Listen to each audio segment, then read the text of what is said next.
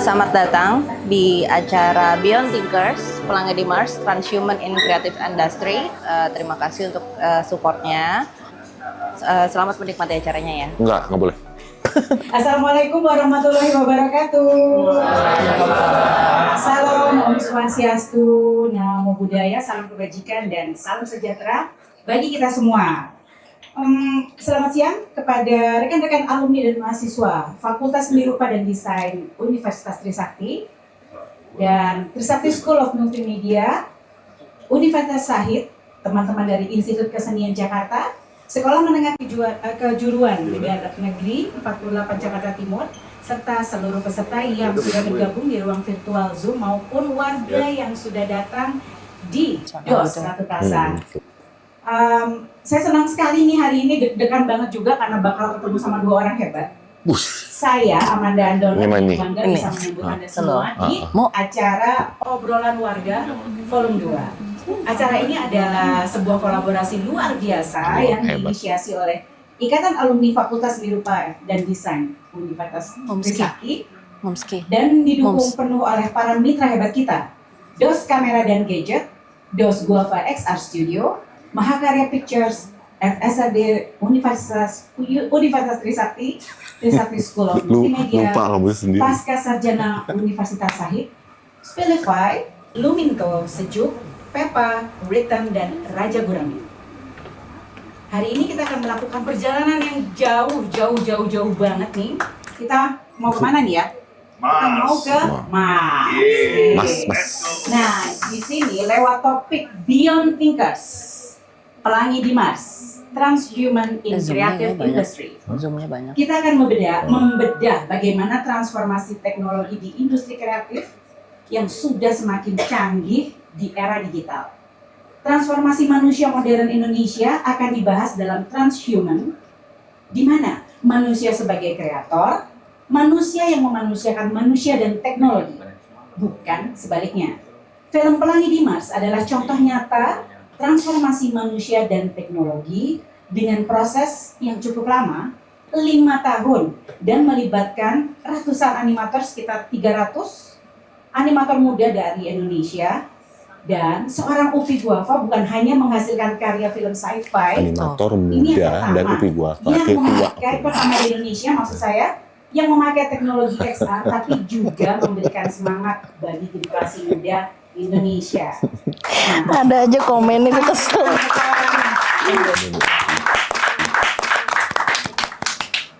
Selamat siang semuanya. Ya, saya tadi mewakili Trisakti School of Multimedia ini jadi ketua senat. Beyond Thinkers ini acara yang sangat baik gitu ya, dan kami senang sekali bisa berkolaborasi dengan FSRD, alumni FSRD ya, karena dosen dan para akademis di situ. Dan saya sendiri kenal sama, saya bingung nih mau manggil Mbak Jono kurang enak gitu ya, Mbak Prita gitu ya. Bukan Jono, pas masih dulu di Yono, sebelum operasi ya. Udah nggak mau. Dan Ketawa kenceng banget sih Angga, kalau aja. jadi udah kenal Mbak Prita udah lama dan Jono aja udah Jono. maksudnya sendiri Jono aja. kuliah umum ya atau di wisuda kami, jadi thank you. Dan kalau ini Mbak Amanda saya baru lihat, saya kira Amanda Monopo. yang sana yang terawat, ini tidak terawat. Jadi terima kasih, kami senang sekali berkolaborasi, mudah-mudahan bisa lanjut dan benar-benar bisa mengedukasi dan mendapat insight yang banyak gitu ya dari ini semua. Sekian dari saya, terima kasih. Wassalamualaikum warahmatullahi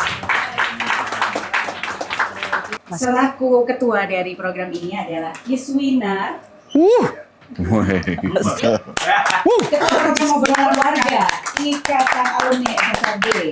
Sulap dong.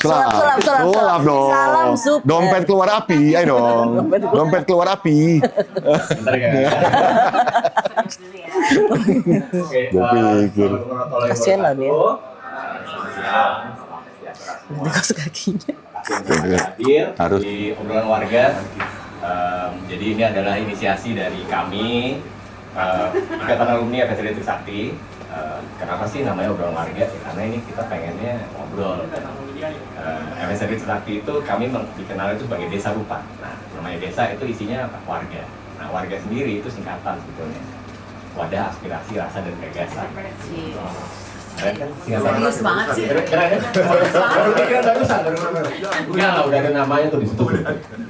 Wadah aspirasi, rasa, dan gagasan. Jadi kita juga mencoba untuk ya ngumpulin kakak-kakak kita yang tentunya udah melanglang buana segala macam, berbagi di sini gitu kan. Jadi mengembalikan apa yang dulu pernah kita dulu belajar di kampus ya, kita kembalikan apa sih. Karena bisa dilihat kayak contoh KUPI ini MSRI Trisakti tapi desain produk, bayangin. Terus sekarang ya sutradara film kayak gitu. Terus Kak Amanda ya sama desain produk gitu, tapi urusannya sekarang media gitu.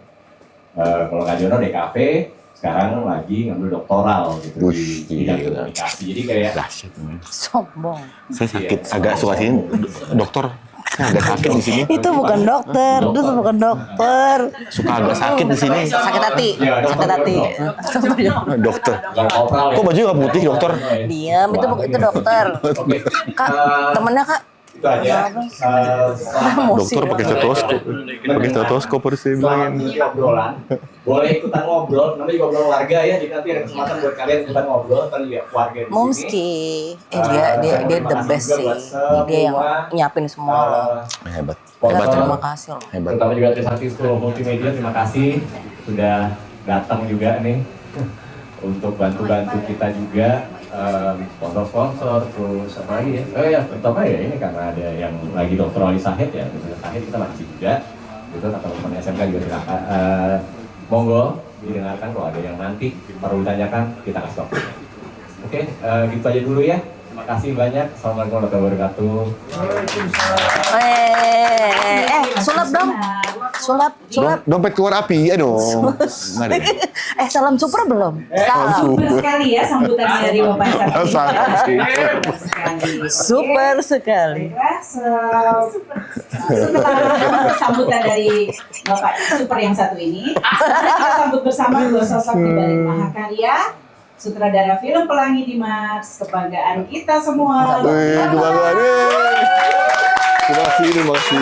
Dan pastinya penelit beserta kandidat dokter dari Universitas Sahid, alumni Trisakti juga, DKV, Prita Ayu. Oke. Ya.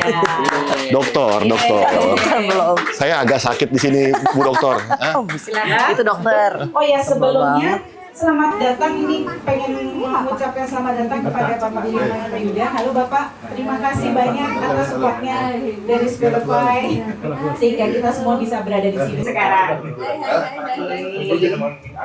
Oke, selamat siang Pak Lutfi Abdullah dan Ibu Siap. Prita. Halo. Ya. Senang sekali bisa menjadi saksi sekaligus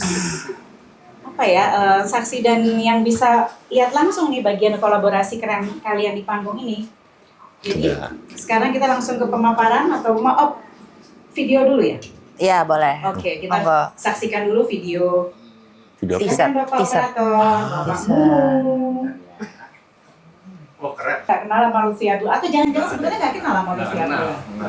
Nggak, karena mungkin kenalnya dengan Upi Guava. Nah, kalau Upi Guava siapa yang gak kenal?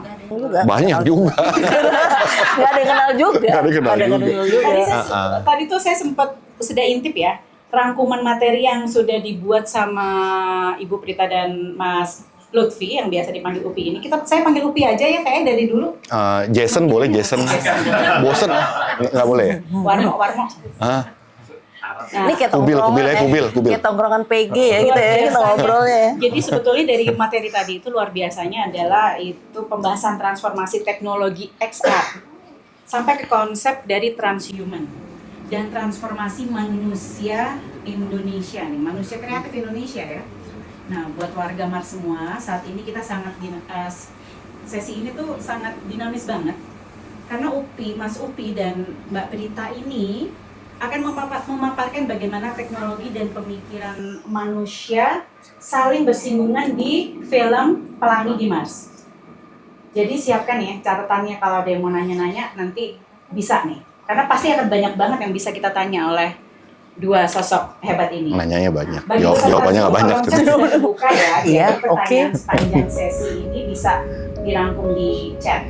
Oke, Taufik, Rita, waktu Ya. dan layar kami persilakan untuk kalian berdua. Di tengah usaha Bunda nyelamatin diri, Bunda baru tahu kalau Bunda nggak sendiri. Ada kamu di dalam perut Bunda. Mereka semua pergi ninggalin Mars tanpa tahu bahwa masih ada kita di sini. Hadirmu itu keindahan bagi Bunda. Senyummu itu memberi damai. Kamu menciptakan harmoni di planet ini. Kamu adalah harapan baru.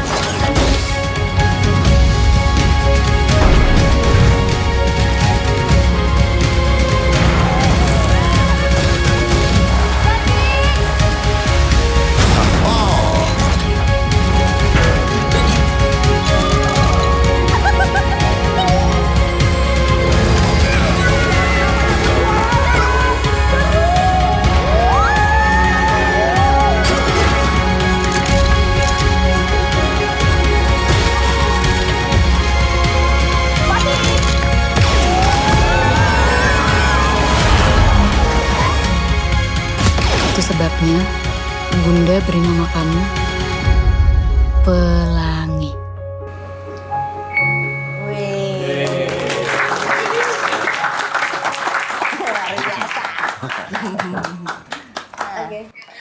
Sebelumnya terima kasih buat teman-teman yang udah datang ya, offline dan online.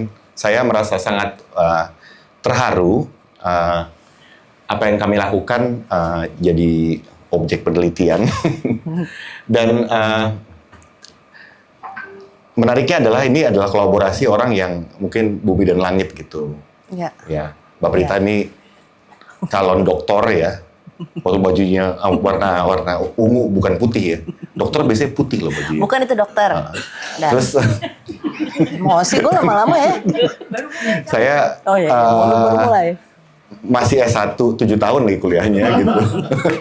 Dan bisa dibilang banyak pengetahuan yang saya miliki hari ini justru banyak dari learning from Dari lapangan. hard way lah. Jatuh bangun di lapangan, ketidakpuasan pada industri, pada kanvas kerja, akhirnya berbuah gagasan-gagasan. Sedikit ke belakang, saya walaupun secara profesi saya sutradara gitu ya, tapi saya itu dari dulu memang punya dorongan yang kuat, mungkin karena kuliahnya product design ya, punya dorongan yang kuat untuk selalu nge-hack sistem gitu, merubah pola kreatif, misal gini, pola kreatif ya. Kita pernah belajar metodologi desain dulu pas lagi kuliah, yang mungkin selama berpuluh-puluh tahun di industri kita tuh tidak pernah berubah banyak cara kita berproses pada ide-ide kreatif.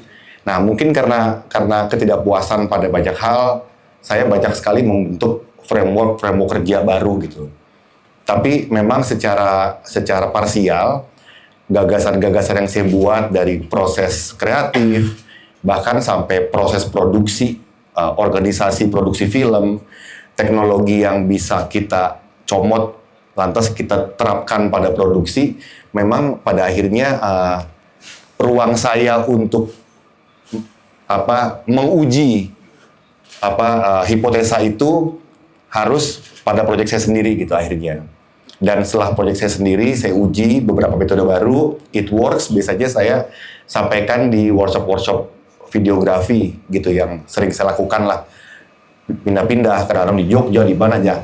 Jadi memang nggak pernah ada satu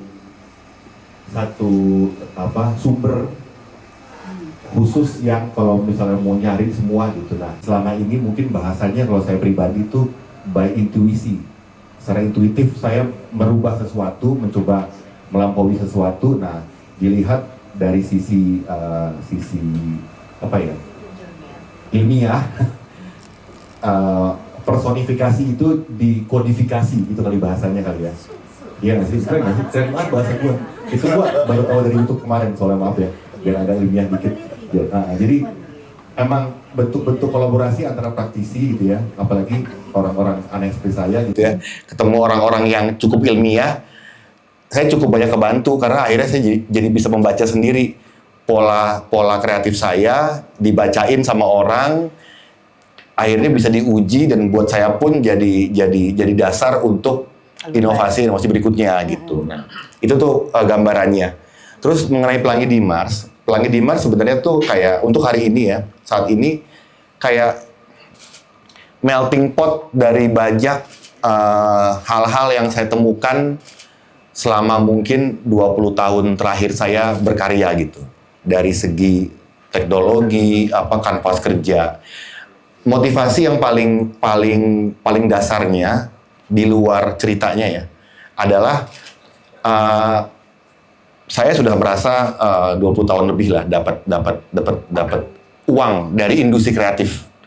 Dan kalau kita bicara bikin film itu mungkin sebagian besar orang masuk ke industri kreatif, entah itu bikin iklan, bikin apa, pasti ujung itu pengen bikin film. Kalau musisi itu kayak bikin album lah. Ada dorongan kuat untuk tidak hanya bicara mengambil kue, tapi juga berkontribusi pada sustainability industrinya.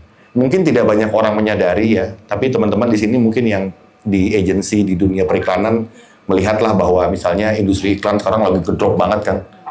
Ini sebenarnya sesuatu yang udah saya sadari dari mungkin 5 tahun, 10 tahun yang lalu. Dan saya sudah sempat bikin metode kerja segala macam untuk mempertahankan industri komersial gitu ya. Tapi ternyata ya terjadi lah. Karena sebenarnya ini sesuatu yang bisa diprediksi dan sebenarnya bisa dihindari sebenarnya gitu. Tapi itu dia, mungkin karena kalau kita bicara pilar sebuah industri gitu ya, kan bermacam-macam ya. Kayak film ini nih ada pilarnya tuh, ada pembuat film, ada rental alat, ada mungkin aktor, ada casting dan lain-lain.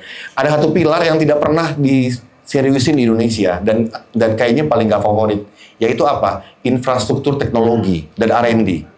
Nggak pernah disentuh gitu sebenarnya. Kerjasama dengan dunia pendidikan pun juga saya sering nyoba, tapi memang sepertinya kesadaran mengenai pentingnya ngebangun pilar teknologi ini tuh tidak pernah diseriusin. Mungkin karena itu mahal, mungkin karena itu paling gak ada duitnya. Nah, saya masuk ke pilar teknologi yaitu karena saya pengen panjang, saya nggak mau cuma tabrak lari 1-2 film. Saya juga pengen menyiapkan sesuatu yang baik buat para penerus. Dan sekaligus mendobrak banyak sekali pendapat bahwa hanya teknologi yang Indonesia nggak bisa gitu. Maksudnya kita tuh punya potensi yang sangat besar kok buat jadi poros teknologi sebenarnya. Kita punya banyak sekali orang-orang pinter di Indonesia gitu.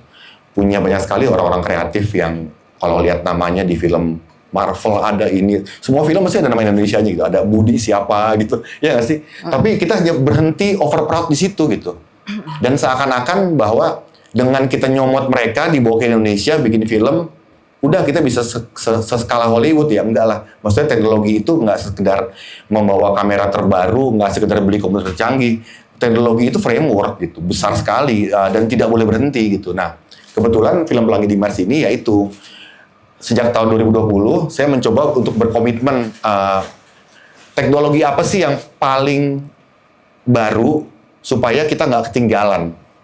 Animasi kita ketinggalan jauh, sama Malaysia pun jauh ketinggalannya. Nggak hanya bicara softwarenya, yang jago Blender banyak, yang bisa softwarenya banyak gitu. Tapi kenapa bisa kalah secara karya? Karena ya itu lagi, sebelum manusia bisa mendongeng, manusia itu menciptakan tools, yaitu apa? Bahasa dan mulut gitu, komunikasi verbal. Jadi tools always come before the story. Jadi kita nggak hanya bicara story-nya doang nih. Nah, masalahnya siapa yang mau berkorban jadi martir buat menciptakan tools? Sedangkan di industri film semua orang bicara soal story dari pelaku industri untuk connecting the dots.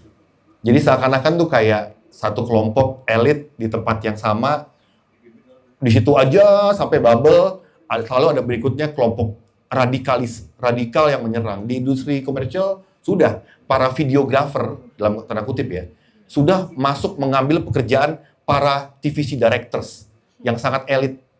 Nah, salahnya di mana? Ya salahnya karena kita tidak adaptif. Lagi-lagi pemahaman mengenai pentingnya kita melebur pada teknologi itu tidak pernah ada.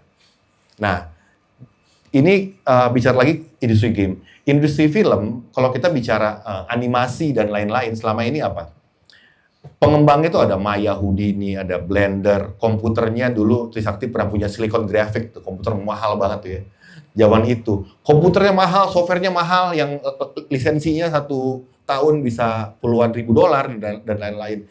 KPI namanya setiap teknologi, hardware dan software untuk industri film, KPI-nya yang penting bagus, mahal nggak apa-apa, ngerender lama nggak apa-apa. Makanya teman-teman kalau tahu film misalnya Pixar ngerendernya 2 bulan. Kita dengar film Jumbo kemarin ngerendernya 3-4 bulan, mempergunakan 200 komputer. Karena mereka it's okay dengan mahal dan lama ngerender selama hasilnya bagus. Nah, mereka cukup nyaman dengan keadaan itu karena industri film ada uangnya dan ada waktunya. Tanpa disadari, ada lagi nih pengembang 3D dari industri game.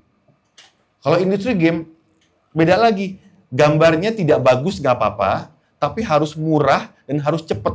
Karena main game itu kan nggak mungkin ya. Tombol kiri, render dulu baru belok kiri. Kan harus langsung kiri ya kiri gitu. Jadi berawal dari gambar yang sangat buruk, grafis yang sangat buruk ya. Kita ngomongin game Nintendo, Sega gitu ya. Sampai game-game 3D pertama lah awal-awal gitu ya. Tidak apa-apa gambarnya tidak baik, tapi harus real time dan harus murah barangnya karena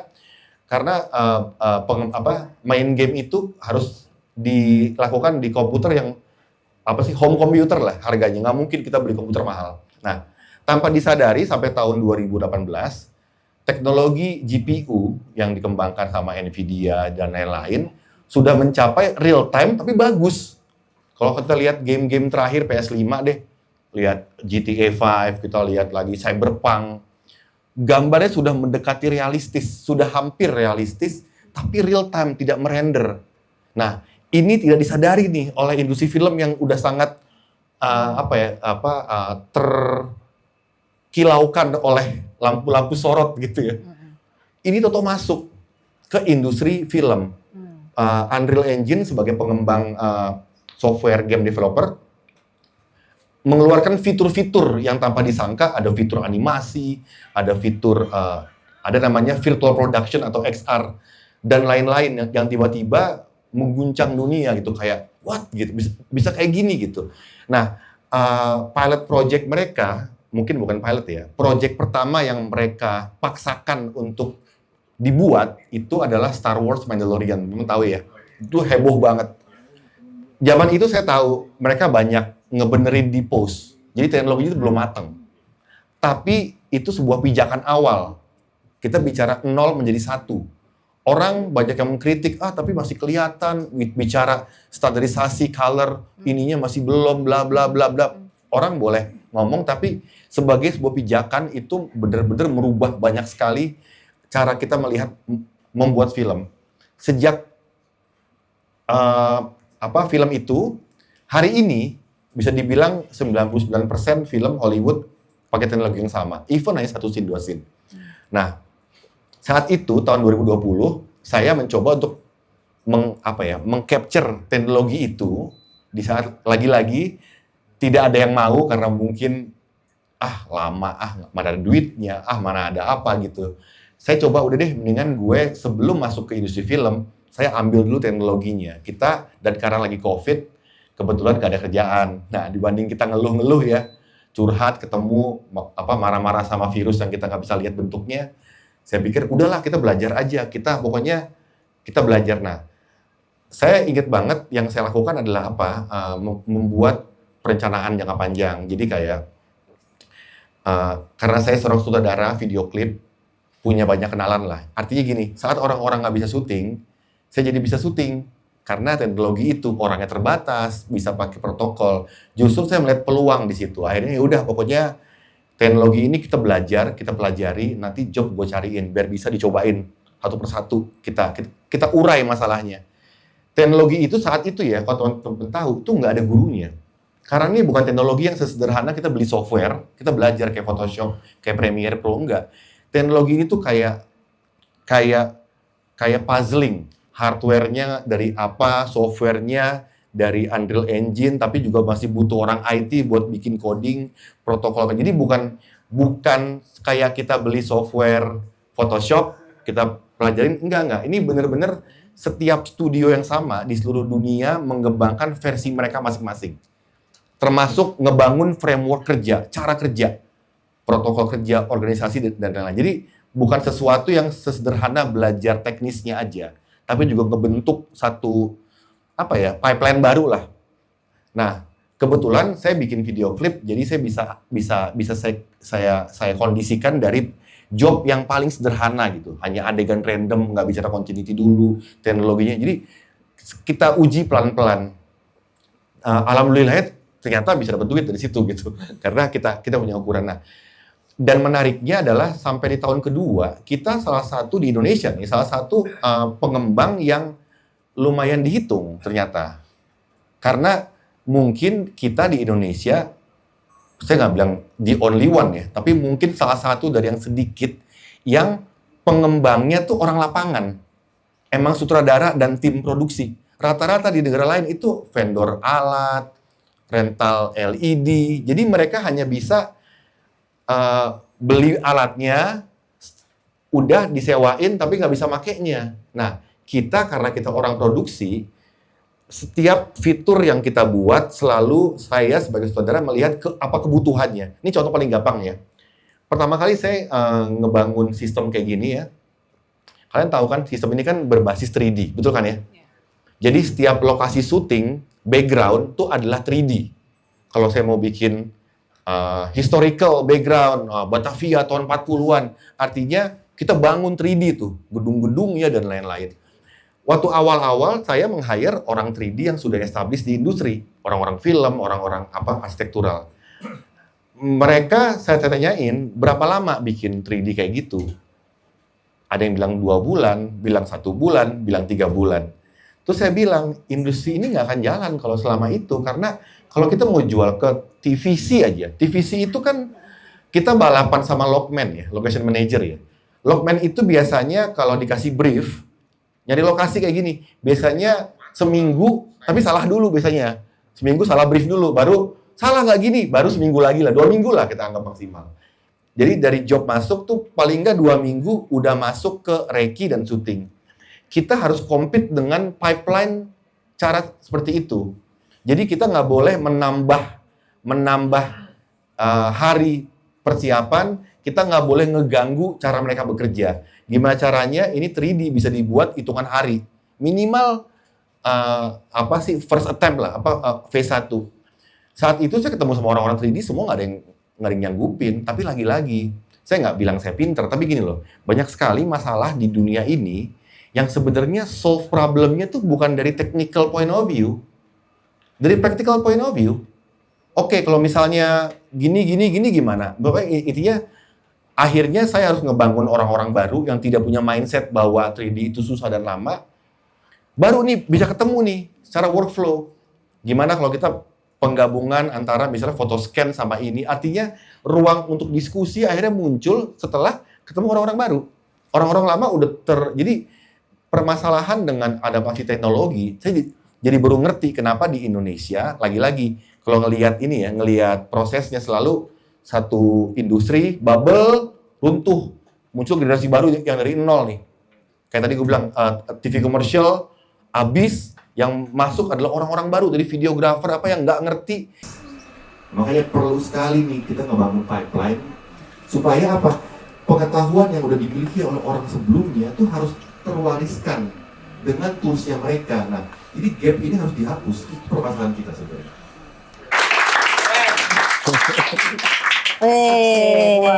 Luar biasa. Jadi pemaparannya benar-benar membuka pemikiran kita ya. Kemarin-kemarin itu banyak banget yang kita mungkin tahu juga di seliweran di jagat internet tentang apa sih ini Pelangi di Mars gitu. Dan ini semua bukan dipatahkan ya, tapi dipaparkan dengan jelas cara proses produksinya. Terus sedikit. Terus bagaimana dengan Ibu Prita nih? Coba, Bu Dokter sama Bu Dokter. Jadi researcher kita mau memaparkan apa? Dokter. Calon dokter kita. Dokter sih. Silakan. Dokter. Dokter Citra. Halo semuanya. Sebelum Halo. sebelumnya saya mau menyapa dulu ada Ibu Dr. Rahtika Diana. Monggo Ibu. Ini dosen pembimbing aku. Waduh, maaf tuh saya banyak ngomong ngaco kayaknya.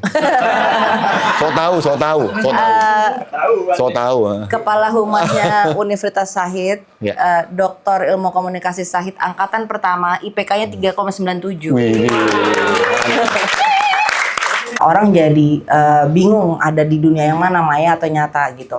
Nah, ini ada mulai dari manual, terus ada human intelligence, human generated intelligence, terus ada saya mau bikin lagi ngembangin konsep yaitu BAS, Beyond Human Aesthetic Communications, gitu Mas. Betul begitu Bu Rahtika Diana? Ini saya mesti ACC beliau nih. Mudah-mudahan lulus. Nah, jadi ini adalah mudah-mudahan akan jadi teori baru yang memang sebenarnya transhuman ini belum pernah diteliti di Asia Tenggara. Indonesia juga belum, baru gitu. Jadi aku minta Mas Upi untuk bareng-bareng meneliti ini gitu Mas, karena ini memang benar baru gitu. Transhuman yang ada tuh Beyond Human Communication itu oleh Little John, itu Amerika ya Bu Diana ya. Nah itu terakhir tahun 2011 Beyond Human Communication, jadi komunikasi manusia dan teknologi penelitiannya. Nah ini saya tambahin estetik, jadi kita akan fokus di komunikasi estetik gitu. Nah itu akan jadi visual communications model. Nah ini adalah transformasi manusianya, jadi ada human self, datification, terus ada algorithmic enframing, reflective individuation, dan techno becoming. Jadi memang saya selalu mengutip kata-katanya Rollo May gitu.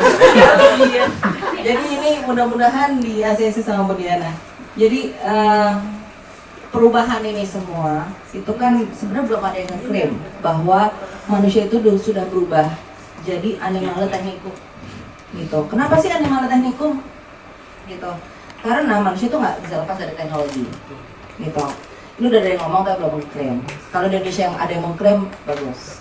Oke, jadi ini adalah teori-teori yang saya pakai. Salah satunya yang kita obrolin juga sama Mas Upi itu adalah di post-human communication theory. Ini ada bodilart dan simulacra dan hyperrealism. Apa sih itu? Gitu kan. Jadi realitas dalam realitas. Gitu. Ada yang mau nanya mungkin? Bingung nggak? Nggak ya? Jadi gini, kayak misalkan nih, sesimpel sosmed aja ya. Sosmed itu kan bukan dunia yang nyata, tapi kita di dalamnya. Jadi realitas dalam realitas yang semu, gitu. Kita hidup di saat itu sekarang. Nah itu kenapa bisa terjadi kayak gitu? Karena manusianya sudah berubah, gitu.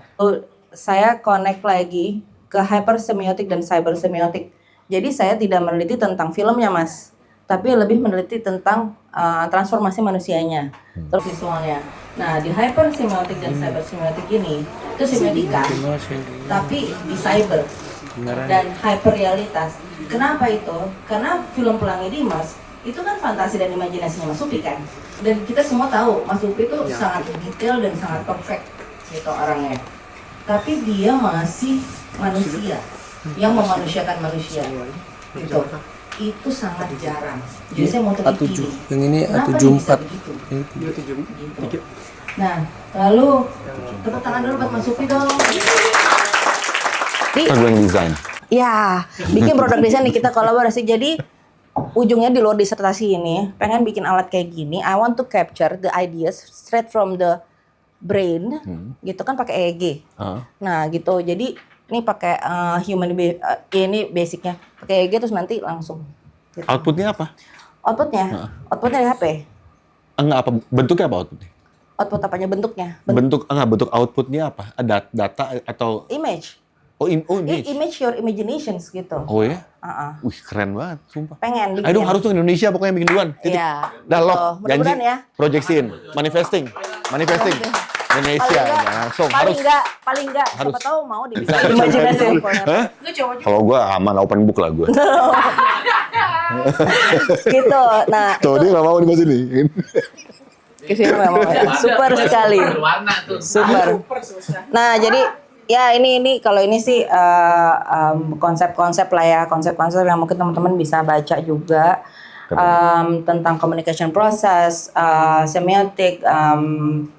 Saya nggak pakai Gestalt lagi ini udah nggak dipakai. Tadinya kenapa saya buat sampai kayak gini? Karena di era digital AI ini sebenarnya yang dibutuhin itu adalah seat belt. Saya mau bikin seat beltnya. Jadi seat beltnya itu bentuknya model komunikasi yang mungkin bisa di-upgrade jadi teori yang namanya BAS tadi, Beyond Human Aesthetic Communication, nama bapak saya gitu. Nah, kenapa seat belt? Karena di era ini manusia tuh kayak disuruh di supercar, tapi nggak ada seat beltnya, gitu. Nah, jadi kita harus ada seat beltnya kan. Nah, itu yang mau kita teliti. Nanti ujung-ujungnya akan ada regulasi kebijakan pemerintah. Iya betul, setuju. Gitu, ya kan, gitu. Next. Nah, ini slide terakhir. Ini apa? Maaf agak lama sampai jam 12 malam tadi. Jadi gini, nggak deh. Anak desain kayaknya. S2, S3 sama, enak. STLR. Tapi jujur, kalau mau ditanya, aku paling susah mana? Itu S1. S1 DKV, FSD Trisakti itu susah banget. Gampang masuk susah keluar ya? Hah? Gampang masuk susah keluar ya? Belum senior-seniornya begini kan. Nah, jadi ini ada Indonesia Digital Literacy. Yang saya mau omong adalah dari semua data ini bahwa ditemukan fakta bahwa penetrasi digital Indonesia sangat tinggi. 80% gitu. Tetapi digital literasinya turun sangat rendah nih gitu.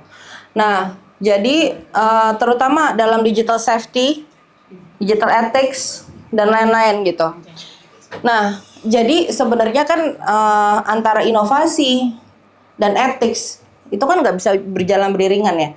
Nah, Indonesia ini mau kemana? Intinya gitu sih. Nah, jadi ujung-ujungnya sebenarnya ya selain saya mau bikin tentang model atau teori, ujungnya tetap regulasi kebijakan karena menurut saya penelitian itu penting untuk kontribusinya untuk masyarakat sih, gitu. Bukan berakhir di teori aja. Nah, ini bisa dilihat lah di sini itu paling kenceng tuh youth, ya kan 16-30 tuh 9 gitu 9. Nah, jadi di sini BPS stated in its report, this condition shows the need to improve digital literacy and strengthen ICT skills so that youth do not only become digital consumers but also innovators and creators.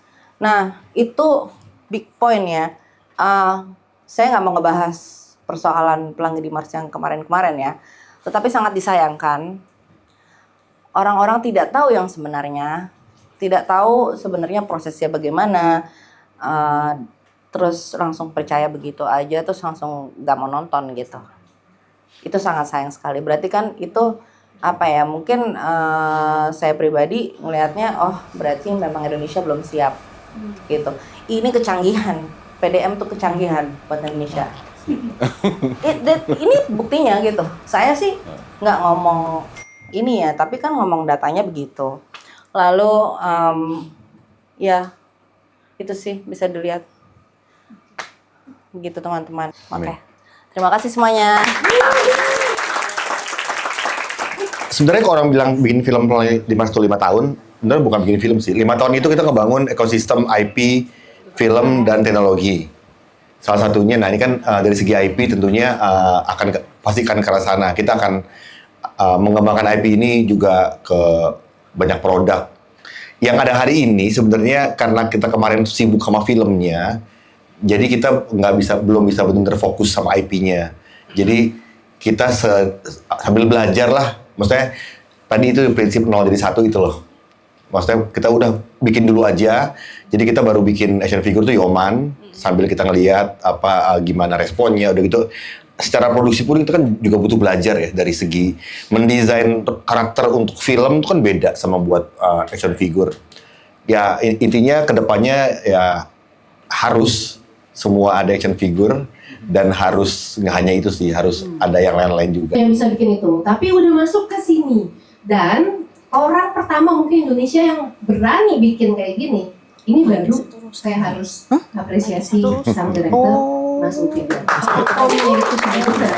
Apakah kita sudah cukup dewasa untuk memandang itu sebagai teknologi yang membantu kita, bukan teknologi yang dalam tanda kutip menjajah kita. Lantas ada perdebatan pro atau kontra. Saya tidak pernah mau terbawa ke dalam diskusi pro AI atau anti AI. Buat saya pro manusia cukup. Saya manusia, saya pro manusia. Mengenai pro dan anti AI, buat saya berdasarkan pengalaman saya di masa lalu, waktu awal-awal masuk ke videografi, ada yang pro autofocus, ada yang pro manual fokus. Saya nggak pernah mau ikut-ikutan, and then hari ini semua orang pakai autofocus. Ada zaman pro kamera seluloid dan kamera digital. Jadi buat saya itu bukan sesuatu yang gini. Maksudnya buat saya pribadi, bukan saya itu merasa lebih unggul ya, enggak. Sama kali enggak. Buat saya gitu. Ada hal-hal perdebatan yang kita perlu kita bawa ke ranah edukasi, tadi diskusi berlanjut. Tapi ada perdebatan yang kalau kita tanggepin malah menjerumuskan kita ke dalam pola pikir yang tidak seharusnya. Jadi orang boleh bilang saya film AI atau film apa, buat saya silakan aja, tapi saya tidak akan pernah mau lebih lanjut memperdebatkan karena menurut definisi yang saya pahami, ini bukan film AI. Dan kalau itu menjadi kalau misalnya penggunaan AI di dalam teknologi menjadi sebuah statement bahwa ini film AI, saya bisa yakini semua film itu AI semua. Ini hanya masalah 10%, 3%, atau 30%. Dihujat. Saya mau bilang makasih ya udah menangin, tapi kayaknya kalian sebelum bikin kategori video dengan AI, kalian rumusin dulu deh, karena apa yang membuat video klip saya tidak masuk kategori dominasi video klip normal, masuk kategori AI, sedangkan anggap deh itu asumsi saya tuh AI deepfake tuh hanya 30%, sisanya normal. Saya bisa meyakini banyak mungkin klip lain yang 50% kita nggak tahu aja. Ya nggak sih? Ini di sana lagi kita carut marut ya. Di industri kreatif ini kita justru malah harus lebih berkolaborasi nih. Iya, ya kan? betul. Nah, ini pasti banyak nih masih mau nanya, baik di Zoom. Ada pertanyaan di Zoom? Atau mau yang di sini dulu? Sudah di kita komen main. belum, Mas Alun? Kita main yuk, itu apa itu ya, Mas Upi yang muter, siapa yang muter? Siapa? Pertanyaan dulu, karena kita masih dengan pertanyaan. Ada yang mau nanya, Tante. Oh ya, silakan. Selamat sore semua. Terima kasih banget buat Pelangi Dimas sudah mengisi liburan anak-anak Indonesia dengan cerita yang begitu luar biasa bagus gitu.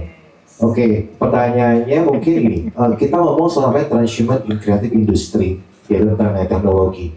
Nah, di sini kan kakak-kakak semua sini adalah orang yang expert ya, bisa dibilang dan juga kenal lebih dalam. Di era sekarang dan juga masih ada juga nih adik-adik kita dari SMA juga mungkin lagi belajar ya. Pertanyaannya adalah ada nggak ke depannya? Katanya kan tadi saya dengar bakal ada sequel kedua gitu. Ada nggak untuk bisa namanya melanjutkan pemahaman tentang kreatif industri dan juga teknologi, bukan hanya sekedar kepada skup yang di daerah kota besar gitu loh. Apakah akan ada mungkin rekan-rekan semua di sini dan juga Mas Upi sendiri untuk bisa mentransformasikan ilmu yang kita bilang tadi adalah biar lebih berkembang, nggak cuma hanya di skup sini saja, tapi bisa kepada ke daerah-daerah desa-desa, karena dimanapun smartphone, AI dan teknologi itu sudah jadi satu. Dan juga tadi juga aku dengan Mbak Rita adalah kita full seat belt sebenarnya. Jadi apakah ada langkah dari kakak-kakak semua di sini dari Universitas Trisakti untuk mentransformasikan sesuai dengan transhuman industry, yaitu mentransformasikan secara manusiawi teknologi agar anak-anak dan juga adik-adik di desa ataupun mereka semua di generasi kedepannya tidak putus dan juga tahu rem faktor itu. Yuk kita harus jadi stakeholder untuk industri besar ini. Jadi tidak harus diserahkan kepada Bu Doktor misalnya atau saya. Saya rasa masalah menggerakkan itu bisa siapapun kok. Maksudnya nggak perlu orang terbaik gitu. Selama kita peduli, ya udah apa yang kita mampu gitu kita gerakin. Even dari hal yang paling sederhana gitu. Menurut saya sih justru lebih cocok ke situ jawabannya. Terima kasih. Ada dan di situ kamu masuk ke 12 pages seperti kamu tadi. And itu kamu dapat pendapat dari satu dunia dan kamu akan kerja lagi dengan universitas. Oke. Thank you. Saya dosen Tadi dengan Ibu mohon maaf. What's your name? Oh, Bernice. Bernice, oke. Bernice. Aku di Finland 38 tahun, tapi international. So aku putar bumi sudah, Asia dan IKJ, Garin, Riri dan harusnya Februari ada di Amerika mengajar, tapi presiden cukup lucu. Iya.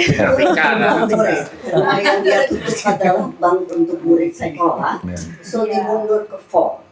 So kalau ada mau tahu tentang Hollywood, tentang film di luar dan semuanya, bilang dia tengok. Nanti dia bicara aku deh. Terima kasih, ini kehormatan. Saya bisa bantu. Gitu. Kita bikin semacam es gambar buat anak-anak. Juga udah mulai masuk ke 3D Blender. Dan ya ada kendala, anak-anak sekarang diajarin Photoshop SD kelas 4. Terus tahu-tahu Photoshopnya yang resmi itu keluar AI. Yes, generatif AI ya. Itu masalah karena dulu kita pakai Photoshop tidak ada AI yang. Apa tantangan penulis? Penulis. Kan lu juga penulis, bukan? Iya kan? Tapi bukan utama. Iya, oke lah. Mungkin bisa jawab ya. Tantangannya apa? Enggak apa, mungkin Oke, apa bisa gue jawab. besarnya? Kayak gini, kita ke Amerika hanya modal 2.000 perak, nyampainya besok lusa. Caranya gimana? Nggak tahu. Nah itu, saya bilang saya maunya 8 orang. Nggak bisa, tapi ada nih teknologi AI yang bisa mendeteksi tubuh manusia. Bukan kayak hari ini ya, di zaman dulu tahun 2023, bayangin. Harus kita tunggu dulu tuh sampai GitHub-nya keluar tuh, di GitHub tuh. Abis itu nunggu 6 bulan kemudian, kita nggak pernah tahu sejauh mana dia akan bisa meng-capture semua. Artinya, gerakan apa yang harus saya direct, kita nggak tahu. Jadi, terlalu banyak ke tangan nerusin, ya nggak sih? Luar biasa. Jadi ya udah, what it takes ya kita harus lanjut terus gitu. Terima kasih. Rencananya kita langsung mulai kok. Kita udah ngobrol, kita udah sama investor, alhamdulillah mereka memahami. Pertimbangan saya punya banyak ruang untuk menjadi better storyteller. Masih banyak juga yang perlu saya pelajari lah sebagai manusia. Saya mendengar orang banyak, saya juga merasa masih banyak yang perlu saya tuh masih gagap bikin video klip short yang pendek tuh kayak ngerasa udah 20 tahun, pas ketemu bentuk panjang saya juga masih butuh banyak belajar. Tapi itu dia pertimbangan saat itu, kalau ada yang harus dikorbanin secara hyperfokus, saya memilih mungkin story-nya, walaupun mungkin nggak banyak orang setuju. Karena orang pasti bilang film itu tentang story. Iya betul. Tapi it's not just a movie. Ini tentang, ngerti kan? Tentang sesuatu yang harus kayak Neil Armstrong ke bulan gimana sih? Harus di bendera. Karena jejak seperti ini, tadi saya menghargai apa Mbak Ica bilang, sampai ngecek ke Southeast Asia. Kebayang nggak kalau ini film ditayangnya tahun depan kalau nunggu sempurna, and then Malaysia udah bikin hari ini. Kita bertanya. Kita selanjutnya adalah ngamain Wheel of Fortune-nya. Wah, langsung sulap dulu. Sulap dulu dong. Sulap dulu, super sekali. Kalau nggak ngasih motivasi gitu dong. Iya. Bakar tangan. Yang motong jempol kan? Pernah dia. Yang motong jempol. Ini banyak yang nggak ngerti gamesnya ini maksudnya gimana? Gamesnya? Gamesnya gini loh. Ini kan ada apa karakternya orangnya Dimas nih ya, batik, suril, ya Yang bakar tangan. kimchi. Nah, Oke. tadi diputar. Ya, kalau dapatnya yang ini nih, yang ini nih, Ini ini tuh apa? isi Tokohnya. Petia, Pelangi sama Yoman ini dapat voucher Raja Gurame tuh. Mana tadi? Promo. Kalau dapat yang ini, yang ada si batik kimchi Sulil. Nah, dapat buku dari Pepa. Wih, keren. Foto sebelum acara sama setelah acara apa? Lainnya? Oke. Lain sih. Senyumnya juga keren juga berarti. Tuh. Emang kenapa tadi? Enggak apa-apa kan biar Ingat ini. ya, kalau dapatnya Terus gua- ini Oh ini gue ngerti perasaan ini gitu. Itu gunanya foto tuh. ya. Enggak, beda. Cuman tadi kenapa gitu? Gini. Oke, siap. Oke, duluan. Lagi, siapa lagi? Ya, coba lagi, cepet. Cuman 10. Apa kalau enggak masnya siap-siap. Ya, siap, Mas. Sebentar, Mas. Biar ini, biar hemat. Mas. Siapa namanya? Jangan takut, aku mau gigit. Siapa namanya? Kamila. Silakan Kamila. Kamila. Kamila. Ya. Ya.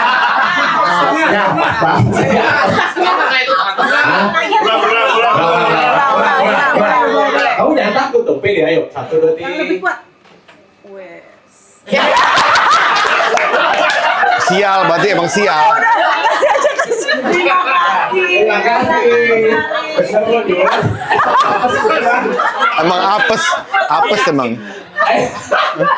Ayo sambil nungguin masnya siapa lagi nih? Ayo langsung aja. Ayo. Siapa mas? Namanya? Segala banget. SMK 48 Jakarta. Siap. Kayaknya emang SMK-nya ganti cuma 48 doang ya. Emang ada lagi? Ada. Oke, sekarang mas. Ngeri. Dapat buku kan? Ya buku. Bean bag itu boleh. Ya usah. Gue pikir bean bag. Dapat lo. Oke. Hah? Dapat lu sulap. Siap. Silakan. Siapa? Ayo, oke silakan ayo. 1, 2, hop. Ya. Lagi. Ucapan terima kasih. Lagi lah. Ada lagi nggak ya? Boleh. Ya. Pilih. Atas kiri. Ada umum itu, ini ada keumuman. Oke, siap. Dengan siapa? Desi dari ITL. Oke, silakan. Desi dari ITL. Ada cuma di. Oke, gitu ya. Baca. Nggak apa. Kamu rugi banget. Efisien, berarti kita efisien.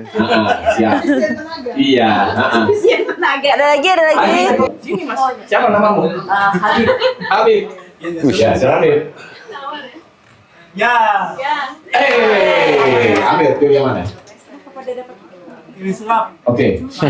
Ayo satu lagi. Terakhir. Waktu. Gue yang muter lo, hadiahnya lo, sulap. Oh jangan dong. Siapa kamu?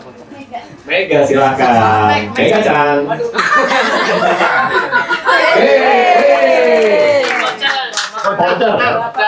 Voucher.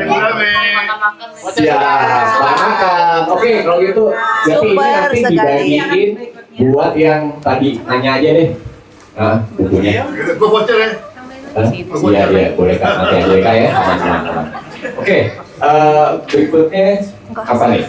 Sulap apa lagi? Sulap. Nggak ada. Sulap. Hah? Dompet keluar api itu. Sulap ya? Yang lu bakar rambut. Sulap tuh gue belajar dari orang paling hebat. Wih. Bokap gue. Oke. Dia menghilang loh. Anjing. Terima kasih. Dark komedi. Komedi gelap. Si Morris kan dapat juga dong berarti ya? Morris Katerinanya berarti juga dapat ya? Dapat, ya udah. Nanti dapat sebelumnya juga. Oke, berikutnya apa nih Kak Manda? Foto bareng. Udah kita mau. Mas Upi mau nyanyi sama Kagak, siapa yang nyanyi kan? Dia nggak mau sulap, gue nggak mau. Dia nggak mau sulap dulu makanya Mas Upi mau nyanyi. Siapa mau nyanyi? Nggak ada yang bilang mau nyanyi. Sekali. Nggak ada yang bilang mau nyanyi. Beneran nih gue mesti sulap? Iya. Nggak perlu, nggak. Nggak usah. Belajar. Kagak ada ujungnya apa sih? Sulap. Yusuf. Iya. Gue capek bikin acara, sulap. Super sekali. Super. Apa? Sulap yang pakai pisau itu Ki. Yang robek yang robek baju atau campur lagi bukannya ada ya? Yang tangannya di Yang buka celana Yang pakai pintu terus spike. Itu loh. yang lu buka celana tangan gitu di bawah. Oke, terima kasih semuanya sudah hadir.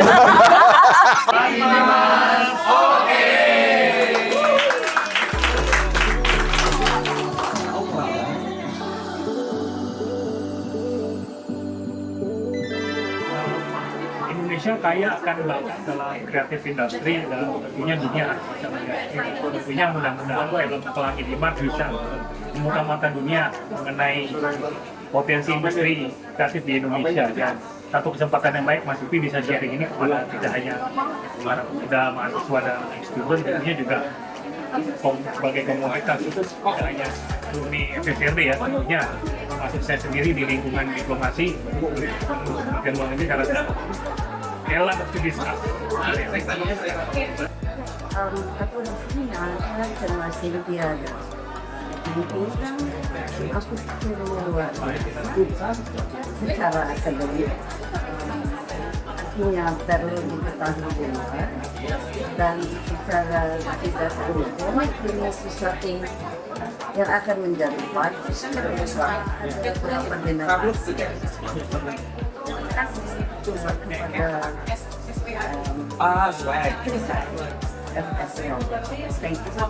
Oke, pendapat aku tentang acara ini, Beyond Thinkers Planning Lepas ini bagus banget ya. Karena jujur aku penjual film dan juga ini merupakan film pertama yang bisa dibilang tuh bukan CGI seperti itu. Dan tadi emang benar banget. Dan akhirnya bisa menjawab semua hal-hal yang aku baca dari sosial media tentang perasaan film ini ataupun plus-minusnya dari pro dan kontra. Akhirnya mendapatkan keterangan langsung dari sutradaranya Mas Upi. Keren banget dan semoga ada terus kayak begini kalau bisa nggak cuma di Jakarta aja dan bisa ke daerah-daerah lain. Selain buat mempromosikan film ini juga, tapi mempromosikan tentang teknologi yang tadi juga dibahas juga pada generasi-generasi ke depannya. Sukses terus buat Pelangi Dimas dan buat tunggu untuk yang keduanya ya. Thank you. Oke, jadi menurut saya film ini tuh menarik karena saya karakternya kayak Kinci yang warna pink itu tuh menurut saya ikonik aja gitu ya. Terus dengan adanya film ini ya, dengan genrenya yaitu sci-fi, menurut saya ini suatu gebrakan baru ke dunia film di Indonesia karena menurut saya jarang-jarang aja gitu kayak Indonesia melaunching film-film sci-fi CGI seperti ini. Perkenalkan, saya Dirya Alfiani, berprofesikan di tahun 80. Saya ingin mengapresiasi kegiatan Beyond Thinkers yang mana kegiatan ini menjadi mandat yang sangat bagus untuk anak-anak saya peserta didik SMA Negeri 8 Jakarta, terutama jurusan film, dalam menciptakan sebuah film-film yang bagus di industri Indonesia ini dengan mengaplikasikan teknologi. Halo, saya Prita Yodia, dan DKV alumni 99 dan Mas Upi Guava DP 95. Terima kasih sudah diundang sama Ikatan Alumni FSD Trisakti untuk acara Beyond Thinkers Pelangi di Mars, filmnya Mas Upi.